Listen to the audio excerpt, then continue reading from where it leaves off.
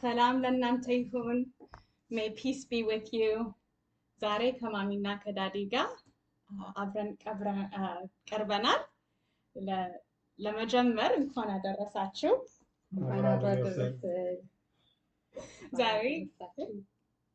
ዛሬ በኢትዮጵያን ካላንደር እንትን ነው ኢስተር ስለሆነ ፓስኦቨር ስለሆነ በዛ ለመጀመር ፈልገን ነው። ለእናንተም እንኳን አደረሳችሁ እንላችኋለን። ዛሬ ማሚና ዳዲ አብራችን ቅረቡኝ ያልኳቸው ምክንያት አንድ በጣም ጎበዝ ተማሪ ከባድ የሆነ ጥያቄ ጠየቀችኝ። በትምህርት ላይ ስለ ፍቅር ስለ ሪሌሽንሺፕ ምን ትመክርኛለሽ ብላ ስትጠይቀኝ ጥያቄው በጣም ከበደኝ። ይሄ የህይወት ወሳኝ የሆነ ጥያቄ ስለሆነ መልሱም በደንብ ልመልስላት ስለፈለግኩኝ ከእናቴና አባቴ ልጀምር። ስለ ዊዝደም ትራንስፈር ተነጋግረን ነበር እና ከነሱ በጣም ብዙ ነገር ተምሬያለሁ፣ ብዙ ዊዝደም አግኝቻለሁ። እና ስለ ማሚ አንዴ ስናወራ አባቴ በጣም ሴኩሪቲ እና ሴፍቲ የተሰማት ጊዜ ስለሱ ታሪክ ከሱ እንድትሰሙ ፈልጌ ነበረ፣ ህይወቷን ስለለወጠ እና ትናንትና ዳዲዬ ለማሚ ጥይት ለመቀበል ውሳኔ ለመወሰን ምንድነው የገፋፋህ ብዬ ጠይቄው ነበርና መልሱ በጣም ለኔ ልዩ ነበረ እና አሁንም በሱ ለመጀመር ፈልጌ ነበረ። አባቴ ስለ አባትነት ብዙ ስለተማርኩኝ በጣም ጥሩ አባት ስለሆነ በጣም ብዙ ነገር ስለተማርኩኝ ከሱ ዳዲዬ ካንተን ጀምርና ያንን ውሳኔ ለመወሰን ምንድነው ያስደረሰህና ደግሞ ምንድን ነበር የተሰማህ? የማሚዬን ታሪክ ስትሰማ ያንን ሰው እንትን ብዙ ቻሌንጅ አልፋ ነበርና ስለሱ ስትሰማ አንተ ምን ተሰማህ? ከዛ በኋላ ያንን ውሳኔ ለመወሰን ምንድነው የገፋፋህ? እስቲ ብትነግረን። ወል በጣም ከበድ ያለ ጥያቄ ነው። ከጥያቄው ክብደትም ውጪ ደግሞ ውሳኔው ከባድ ነበር። እንዴት ነው የተገናኘንበት ሁኔታም ከባድ ነው። ይሄ ታሪኩ ከ1979 ይጀምራል። 1979 ዓመተ ምህረት በኢትዮጵያ አቆጣጠር ማለት ነው። ወንድሜ ለመጠየቅ በሳመር ሳስተምርበት ከነበረበት ከደደር ሁለተኛ ደረጃ ትምህርት ቤት ወደ አስመራ ለቫኬሽን እርኩኝ። አስመራ 2 ወር ቆይቼ ስመለስ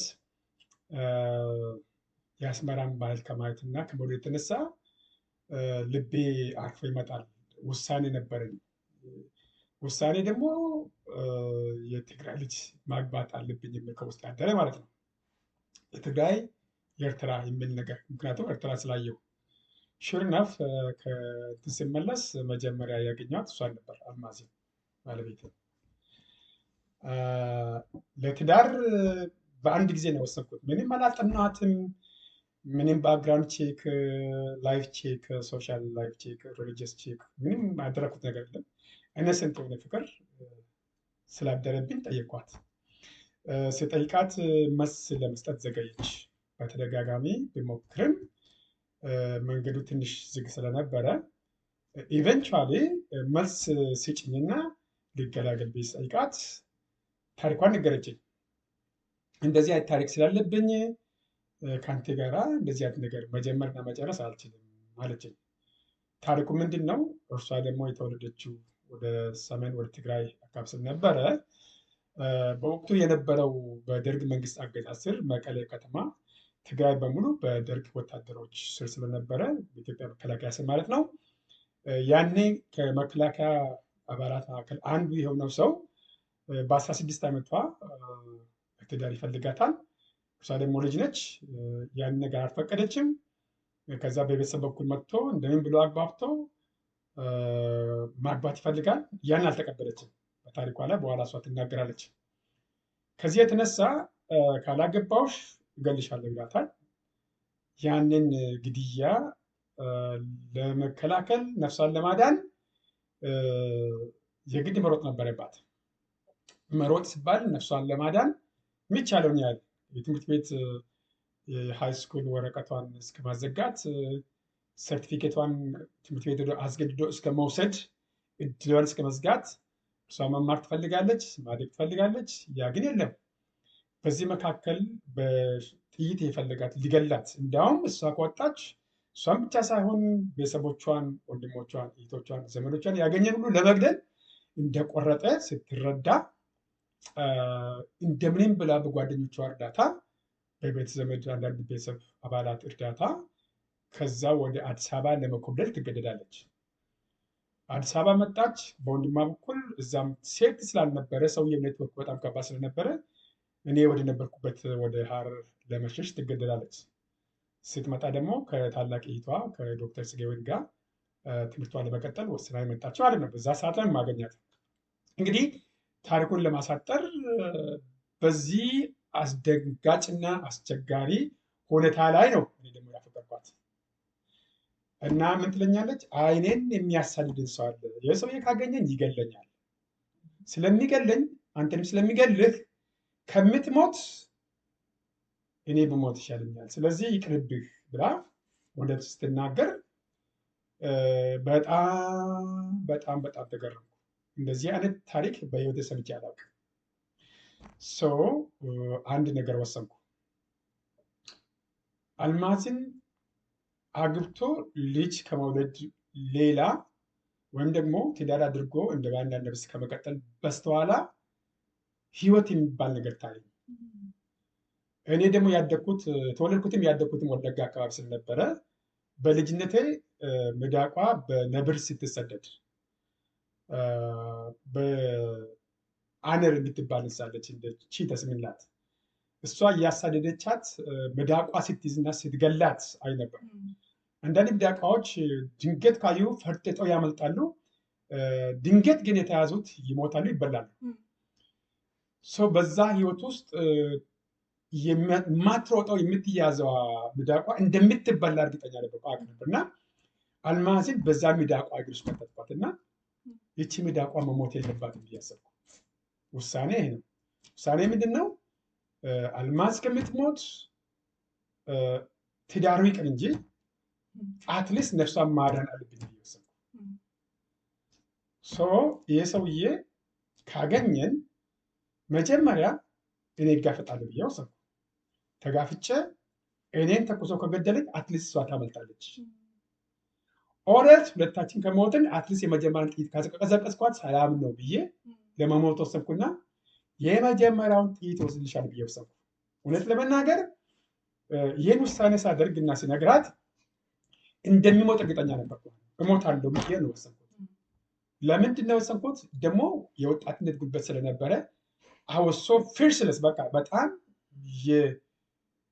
የወሰነ የልጅነት የወጣትነት ጉልበት ገና ውስጥ ስለነበረ ሞትን ከምንም አልቆጠርኩትም። ከዛ የተነሳ ቢያንስ አልኩ ተናደው እንኳን ቢተኩስ ከተጋጠምነው እኔ አንቄውም ቢሆን ይገለዋል የሚል ነበር ሀሳቤ። የልጅነት አምሮ እንደዛሬ አለብኝ የነበረው። ካልሆነ ወይ እሱ ይገለኝና መሀል ላይ ገላጋይ ገብቶ ይያዛል፣ ይታሰራል። እሱ ከታሰረ አልማዝ ታመልጣለች። እኔም ቢሞትም እሷ እንድታመልጥ መኖር አለባት የሚል ውሳኔ ነበር። ውሳኔ እውነተኛው ይሄ ነው እንጂ አግብቶ ስለመኖር እሱን ጌታ ያውቃል። እሱን ገና ጊዜ የሚፈታ ጉዳይ ነው። እኔን የታየኝ ምንድነው? እቺ ህይወት ያላየች ወጣት ግራና ቀኝ የማታውቅ ብላቴና መሞት የለባትም። ይሄ አውሬ ሊበላት አይገባም። ይሄ አንበሳ እቺን ሚዳቋ ሊበላት አይገባም። ይሄ ነብር እቺን ሚዳቋ አይኔ እያየ አይገላትም ብዬ በጣም ሳሳውላት፣ በጣም የመሳሳት የማዘን በእግዚአብሔር ፊት ያልዋሸ ይሄ እውነት ነው እና በቃ ማስመለጥ አለ። ውሳኔ ምንድን ነው? ይቺ ልጅ መሞት የለባት መኖር አለባት የሚል ውሳኔ ወሰንኩ። ያንን በውስጤ ሌላ ጊዜ ስናገኝ አልማዝ አልኳት፣ አንቺን የሚገልሽ ሊገልሽ የሚወጣ ሰውዬ መጀመሪያ እኔ ከገደለኝ በኋላ አንቺን ይገልሻል። ይህን ወስኛለሁ። ስለዚህ ስትነግረኝ ደግሞ ከትግራይ አዲስ አበባ በሸሽታ ከአዲስ አበባ ሀረር ሸሽታ ከሀረር የት ትሻለች? ይህ ሰውዬ ኃይል አለው፣ ኔትወርክ አለው፣ ሚሊተሪ ውስጥ ፖስት ያለ ሰው ነው። የትም ቦታ ፈልጎ ሊያገኛት ሊያስገድላት ስለሚችል መሞቷ ካልቀረ እኔ ቢሞት ምርጥ ጥሩ ሆነ። በቃ ውሳኔ ከወላጆች አላማከርኩ፣ ለወንድሞች አልነገርኩ፣ ጓደኞች አልነገርኩ። ውሳኔና በእና በእግዚአብሔር መካከል በቃ እንደዛ ስላት she was so safe እና for the first time ልቧ ተከፈተና በቃ ኦኬ አለች። ከዛ ነው የሚጀምረው ታሪኩ። ሹር ኢነፍ ላለፉት 36 ዓመታት አብረን ስንኖር ባለቤቴ እስከዛሬ ድረስ በእኔ ላይ ምንም ጥርጣሬ የሚባል ነገር የላትም። ሊያጠፋት የነበረውም አውሬ የለም። ለራሱም ጠፍቷል፣ ስርዓቱም ጠፍቷል፣ ኔትወርኩም ጠፍቷል። እኛ ግን በእግዚአብሔር ኃይል በእግዚአብሔር ጉልበት ይኸው እንኖራለን። የመጀመሪያ ልጃችን ዶክተር ቤተልሔምም የእኛ ታሪክ ሰሚና ነገሩ ወደ እናንተ አቅራቢ ሆና ቁጭ ብላለች። ይህን ይመስላል ባጭሩ። ቴንክ ዩ ሶ ማች ዳዲዬ፣ ይህንን ታሪክ ባጭሩ ስላቀረብክልን በጣም ነው የማመሰግነው። ሁለታችሁም በጣም አመሰግናችኋለሁ። ለማንኛውም ትናንትና ከዳዲዬ ጋር ስለዚህ ታሪክ ስናወራ ማሚም አልነበረችም፣ ብቻችን አወራን። ምስጢሩ ከ36 ዓመታት በኋላ በእሷ ፊት የወጣው ዛሬ ይህን እስከዛ ድረስ ያልነገርኳት ምንድን ነው? ፍቅሬ በወሬ የሚታይ ሳይሆን በአካል የሚገለጽ ውስጥ የሚቀር ምስጢሬ።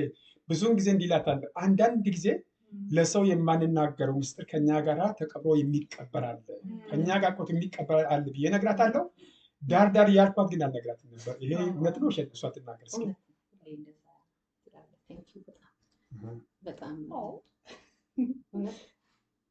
ይሄ ሁሉ ታሪክ እንግዲህ ያው ለእኔ በዛ ሰዓት እንደዚህ ብሎ አልገለጸልኝም። ግን ሰው ሁሉ አውሬ ነው ብዬ ሰው ሁሉ በሸሸሁበት ሰዓት በዛ ሰዓት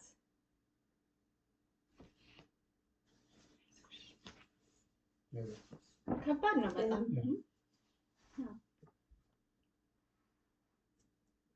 እኔ አለሁልሽ ሲለኝ ልቤ በቃ ደስ ተሰኘው። ደግሞ እውነተኛ ንግግር እንደሆነ አወቁ፣ ልቤ አወቀና ተረጋጋሁ፣ በጣም ተረጋጋሁ። ይሄ ነው እና ለዛሬ ያለኝ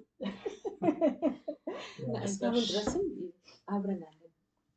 ሁለት ቆንጆ ቆንጆ ልጆች ወልደን ልጆች ሁሉ አሉን። ሁለተኛ ልጅ ሊዲያ የምትባል የሁለት ልጆች እናት። በዛ ሰዓት ከባድ ነበር በጣም።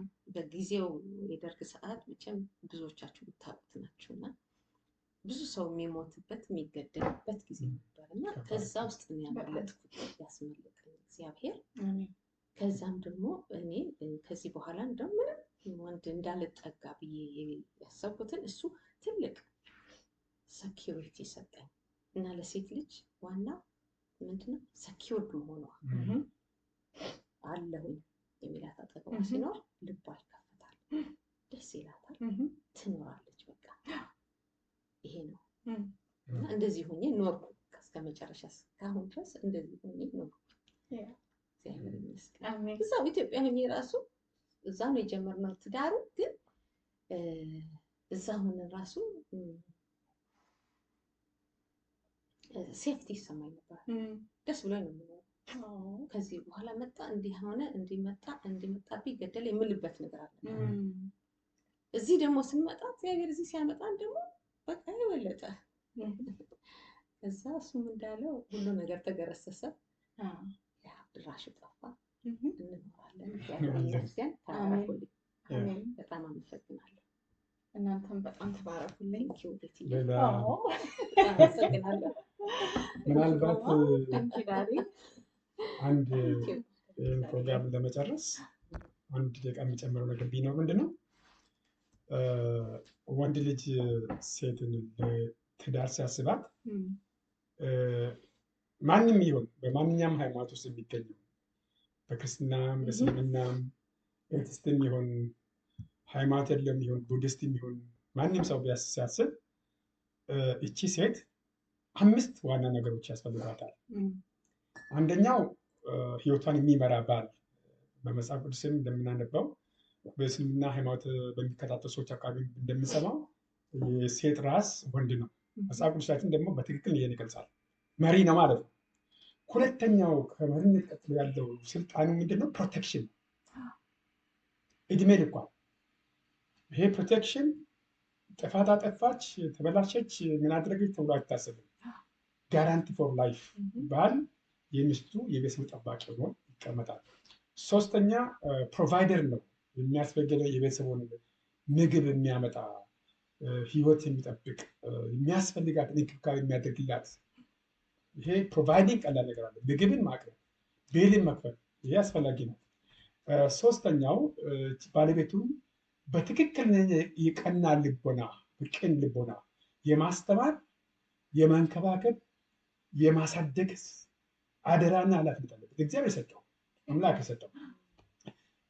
አራተኛ በሚያስፈልጋት ነገር ሁሉ እንደ አጥር ሆኖ በህይወት ዘመን በሀዘንም በደስታም በማግኘትም በማጣትም ከሁሉም በላይ 1000 ጊዜ ስህተት እንኳን ብትሰራ ስህተቷን ሁሉ እየታገሳት በጥበብ በእውቀት ፍጹም ሰላም በሞላበት አካሄድ አስተካክሎ ቤቱን ልጆቹን መጠበቅ ግዴታው ነው።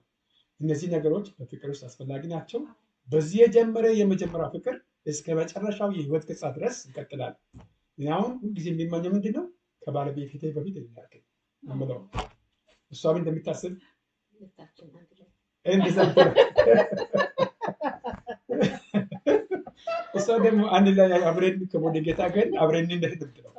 እኔ ደግሞ የአንቺ ሞት ማየት አልፈልግም፣ ጌታ ያስቀድመኝና ከዚያ በኋላ አንቺ ይላታለሁና ፍቅር መቀጠል አለበት፣ ጀምሮ መቆም የለበት። ወንድ ልጅ ለሚወዳት ለዛች ልጅ ኮምፕሊት የሆነ አፌርሜሽን መስጠት አለበት። ይሄ በፍቅር ዓለም ውስጥ ሁለት ነገሮች አሉ፣ ፓሽኔት ፍቅርና ኮምፓሽኔት ፍቅር የሚባሉ ነገሮች አሉ። ፓሽኔት ማለት በጊዜ ይወዳል፣ ለልጅ ለመውለድ፣ ለሴክሹዋል ሪሌሽንሺፕ፣ ለልጆች፣ ለሀብት፣ ለጤና፣ ለምናምን ይፈልጋታል። ችግር ሲመጣ ደግሞ ጥለዋት ይሄዳል። ይሄ ፓሽን ነው። ፓሽን ጊዜ ጥሎ ይሄዳል፣ እንደ ጥላ ነው። ኮምፓሽኔት ግን ነፍስን እስከመስጠት ድረስ፣ ህይወትን እስከመስጠት ድረስ ወስኖ እንደ ክርስቶስ ራሱ ለቤተክርስቲያን ሰጥቶ ለዘላለም እንደጠበቃት ወንድ ልጅ ይላል ኤፌሶን ምዕራፍ 5 ላይ ባለቤቱን እንደ ክርስቶስ ቤተክርስቲያን እንደወደዳት ሊወዳትና ሊሞትላት ይገባል ብሎ ያስቀምጣል። ይሄ ነው መሆን የሚገባው በፍቅር ዓለም ውስጥ። በጣም ደስ ይላል። የሚገርም ነገር ይሄ በሳይንስ የተረጋገጠ ነገር ነው። ሁሉም ያው በመጽሐፍ ቅዱስ ዳርዬ እንደተናገር ያው ያጠቃለለው ነገር ነው።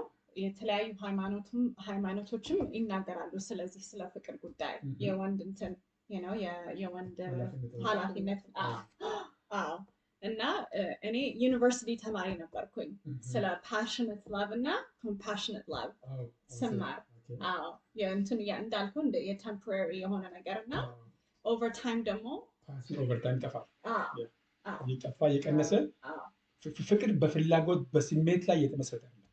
ፍቅር በእውነታና በሚቀጥል ነገ የሚሆነውን ነገር ዘሎ ለመሻገር አስቦ ወደፊት ማሰብ ነው እንጂ ውበቷ ከቀነሰ በእርግዝና ምክንያት በሆርሞን መለዋወጥ በኢኮኖሚ ግራ መጋባት አንዳንድ ጊዜ በማጣት ችግር ውስጥ ሲገባ ወይም ተናዳ ተበሳጭታ አንድ ነገር ስሜት ስታመጣ እሷን ጥሏት መሮጥ አለ ነው ከነ ችግሩ ከነ ፓኬጁ ይዞ መሻገር መሪነት አንዱ እሱ። ወንድ ልጅ መሪ የሚባለው ራስ የተባለው እዚህ መርቶ አንድ የሚሊተሪ ጀነራል ወታደሮችን በጭንቅ መከራ ውስጥ ጥሎት ይሄዳል አይደለም። በመከራ ውስጥ በጦርነት ውስጥ በእልቂት ውስጥ በሞት ውስጥ እየጠበቀ እየተንከባከበ ድል አድርጎ ይመጣል እንጂ ጥሎ አይደለም።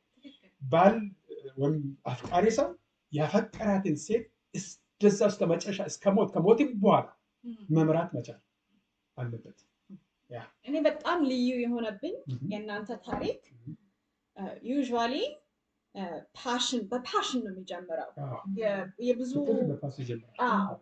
ከዛ ከጊዜ በኋላ ነው ኮምፓሽን ሲመጣ ወደ ኮምፓሽን ይመጣው እና ለአንተ ያንተ ነገር በጣም ልዩ የሆነብኝ ፓሽኑ ኮምፓሽኑ አንድ ላይ ሲደረብልህ እና ማሚዬ በቃ ላይክ ለእኔ ለእንትን ወጣት ሳስብ እንደዚህ አይነት ፍቅር ልዩ ነውና እንደዚህ አይነት ፍቅር ተመኘውላት ለዚች ያቺ ጥይት የሆነች ልጅ ከባድ ጥያቄ የጠየቀችኝ ልጅ በነገራችን ልጅ የት ነው ያለችው? ጠይቀው ያው የዩኒቨርሲቲ ተማሪ ናት። እንትና አይደንቲቲ ትንሽ ፕሮቴክት ለማድረግ ስለፈለኩ እንትኑና ሼር ለማድረግ እንጠብቅላታለን። አንድ ቀን እግዚአብሔር ከፈቀደ እኔ ነኝ ብላ ሜቢ የራሷን ደግሞ እግዚአብሔር የባረካትን እንትን የራሷ የፍቅር ታሪክ ልታቀርብልን ትችላለች። አንዳንዴ በእንደዚህ አይነት በልዩ መልክ ሰው ሊባረክ ይችላል፣ ሊታደል ይችላል እና እሱን እንግዲህ እንትን እንላታለን፣ እንመኝላታለን። በጤና ጉዳይ ደግሞ ከሞት ያለፈ መጥፎ እንትን አውትካም የለም። እኔ አሁን ፓብሊክ ሄልት ያጥናኝ ከዶክተሮች ጋር የሜዲካል እንትን ዲግሪ ያላቸውን ከነሱ ጋር ተባበራለሁ። ያው በፖፑሌሽን ሄልት ደግሞ በእንትን በኮሚዩኒቲ የብዙ ሰው ጤና ደግሞ ስለሱ ብዙ አጥንቻለሁ እና ዳድዬ እንግዲህ ከሞት ከሞት አተረፋት ሳይሆን የሞታን ለመቀበል ዝግጁ ስለነበረ አሁንም ከዚህ ሁሉ ዘመን በኋላ እኔ እያለሁ አልማዝ አትነካም። የፈለገው ዋጋ ያስከፍላል እንጂ እኔ እያለሁ አልማዝ አትነካም። ልጆቼ ማለት እግዚአብሔር የፈጠረኝ ለዚህ ነው ብዬ ነው የማምነው። ወንድ ሁሉ የተፈጠረው ለዚህ ነው። እውነት መነጋገር ከተፈለገ ሃይማኖቶች ሮንግ ዌይ ሊያሳስቡ ይችላሉ። ትምህርት ሮንግ ዌይ ሊያስተምር ይችላል። አሁን ያለው የዓለም ሲስተም በጣም የተበላሸ ሴቶችን ዲግሪ በማድረግ እንደ ዕቃ በመጠቀም በመርገጥ በመጣል ላይ ያተኮረ ዘመናዊ ይሄ አፖች ብዙ አይነት ሲስተሞች አሉ። ያንን መከተል በሱ ማገባት እንደ ሰው ልጅ አእምሮ እንደተሰጠው ሰው እግዚአብሔር አእምሮ እንደከፈተለት ፈጣሪ አእምሮ እንደሰጠው ሰው በማንኛውም ሃይማኖት ውስጥ ያለን ሰዎች እውነቱ ይሄ ነው። አንተ የተፈጠርከው የተወለድከው ሴት እንድታገባና እንድታስተዳድር ትዳር ልጆች እንዲኖሩ የተፈለገው ይችን ፍጥረት ወዳት ተቀብላት ባላትነት ወዳት እስከ ነፍስ ሞት ድረስ ጠበቃት፣ ተንከባክባት፣ መርታት በአምስቱ የአመራር ፕሪንሲፕሎች ቅድም በተናገርኳቸው መሰረት ለህይወት ማብቃት ለፈጣሪ መመለስ ነው።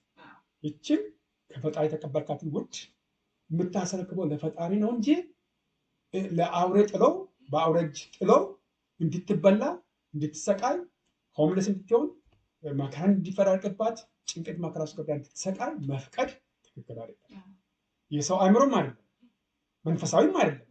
በእስልምናም በክርስትናም በማናቸውም ሃይማኖት ቢሆን በባህልም በሞራልም በኤቲክስም በቫሊዮ እየተከራከረ ይሄ ነው። ዛሬ እንግዲህ የመጨረሻ ትንሽ እንትን ታሪክ ለመጨመር ደግሞ ዩኒቨርሲቲ ተማሪ የሆንኩኝ ጊዜ አንድ ሴት እንትን ተለቅ ያለች ሴት እንግዲህ በእንግሊዝኛ ልናገርና ዳዲ ተርጉምልኝ ይቅርታ አይ ነው እየተኮላተፍኩ እንደምንም ቢያወጣለሁ እና እንትን the most important decision you make in your life is the person you marry ብላ ተናገረች እና እስካሁን ድረስ በደንብ ለምን እንደተናገረች አልተረዳም ነበር እና ዳዲዬ ደግሞ በአማርኛ እንትን እንግዲህ ያቺ የተናገረችሽ ባለሙያ በህይወት ውስጥ በጣም ትልቁ ነገር ለማግባት የወሰንሽው ሰው ነው ወሳኝ። ሰውዬው ሁለት ቦታ ነው የሚወስደው። ኢደር ጥሩ ሰው ነው እቺን ሴት እስከ መጨረሻው እስከ ህይወት ሞቷ ድረስ ጠብቃትና ለድል ያበቃታል፣ ለእግዚአብሔር ያስረክባታል፣ ወይም ህይወቷን ከጅማሬው ወይም መሀል ላይ ደርሶ ወይም ልትደርስ መሀል ላይ አስቀርተው ይጥላታል። ዞሮ ዞሮ መጀመሪያም ጠላት፣ መሀል ላይ ጠላት፣ መጨረሻ ላይ ጠላት፣ ከጠላት የተቀበለውን አደራ ጥሎታል ለዘላለም። ይሄ በጣም አደገኛ ነገር ነው። ትክክለኛ ነገር የተናገረች ሴት ወይ እቺን ሴት ጠብቋት ከነትዳሯ ከነልጆቿ ከነኑሯ ከነህመሟ ከነደስታዋ ከነስቃያ አስጨርሷት፣ ከቀደማትም አስጨርሷት፣ ካልቀደማትም አስጨርሷት፣ ለፈጣሪ ሰጥቷት ይሄዳል። ኦር መንገድ ላይ አስቀርቷት ወይ ከጅምሩ በ6 ወር በ5 ዓመት በ2 ዓመት ወይ ደግሞ መሀል ላይ በ15 ዓመት በ20 ዓመት ወይ ደግሞ እስከ ህይወቷ መጨረሻ ላይ ደርሶ ጥቂት ጊዜ ሲቀራት ዲቮርስ የሚያደርግ ሰው አለ። መጨረሻ ላይ ደርሶ ሶስቱም አንድ አይነት ናቸው። የዱሬሽን ጉዳይ ነው እንጂ ኃላፊነታቸውን ጥለውታል። ያ እንዳይሆንብን እግዚአብሔር ይጠብቃል። እውነት ነው ያ ሰው ህይወቷን የማበላሸት ወይም ጠብቆ የማቅረብ ወደ ፍጻሜ የማድረስ ስልጣን ተሰጥቶታል። ግን የሚመረጠው የትኛው ነው? እውነተኛው ሰው መሆን በቂ ነው። ሰው መሆን ሃይማኖትን አንብበን አውቀን አጥንተን እንደርስበታለን። ሰው መሆንን ግን ከውስጣችን አለ። ሰው ደግሞ ውስጤ ይመሰክርልኛል። የእግዚአብሔር ቃል ይላል እግዚአብሔር ምድርን ለማዳን ለእስራኤል የዛሬ 3600 ዓመት የሙሴን ሕግ ሰጠ። የዛሬ 2026 ደግሞ ጌታ ኢየሱስ ክርስቶስ ተወለደልን። በቁርአን ደግሞ የራሳቸውን አላቸው አገላለጽ፣ እሱን አላውቀውም። ግን ከነዚህ ሁሉ በፊት ሰው ሲፈጠር the law of conscience የሚባል ነገር በሰው አእምሮ ውስጥ አለ። ይህ law of conscience ምንድን ነው? የህሊና ህግ የሚባል ጳውሎስ ሮሜ ምዕራፍ 2 አካባቢ ይናገራል። law of conscience ሰው ምንም ሃይማኖት ሳይከተል እስላምም ሳይሆን ክርስቲያንም ሳይሆን ቡዲስትም ሳይሆን ሂንዱስትም ሳይሆን ምንም ሳይሆን በተፈጥሮ ውሸት መጥፎ እንደሆነ ያውቃል። ሌብነት መጥፎ እንደሆነ ያውቃል። ዝሙት መጥፎ እንደሆነ ያውቃል። ጥላቻ መጥፎ እንደሆነ ያውቃል። ሰው መጥላት መጥፎ እንደሆነ ይረዳል። ይሄ ምንድነው? ናቹራል ለው ነው። የሙሴ ሕግ ለካ በተፈጥሮ ውስጣችን አለ። ያ ምን ይባላል? ሰውነት ሂውመን ሰው መሆን የተፈጥሮ ሕግ በእያንዳንዱ ፍጡር ሰው ውስጥ አለ። በዚህ ራሱ ፍቅርን፣ ትዳርን ማስተካከል መጠበቅ ይቻላል።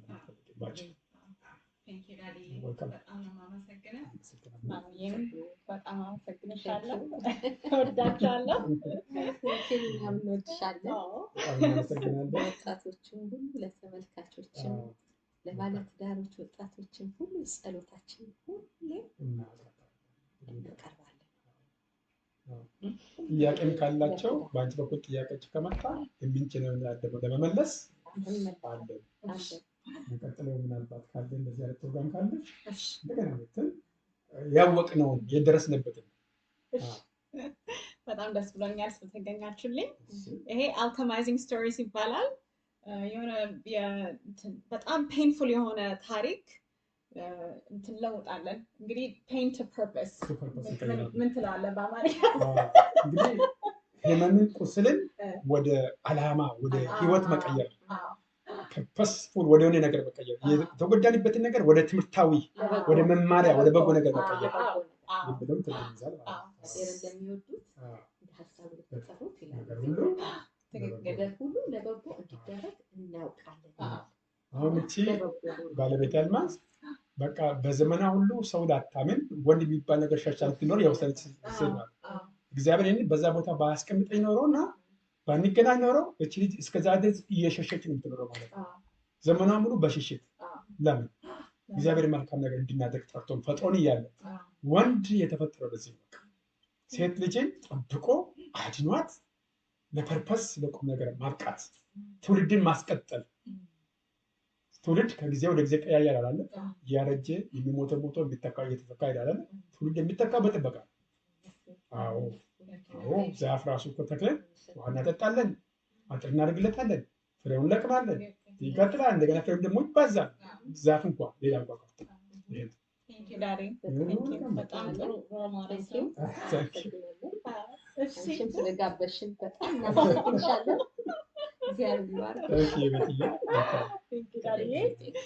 እንግዲህ እንደተለመደ ሰላማችሁ ይብዛ። May your peace be abundant. ሌላ ጊዜ ደግሞ እናገኛቸዋለን። መልካም ጊዜ ይሁንላችሁ።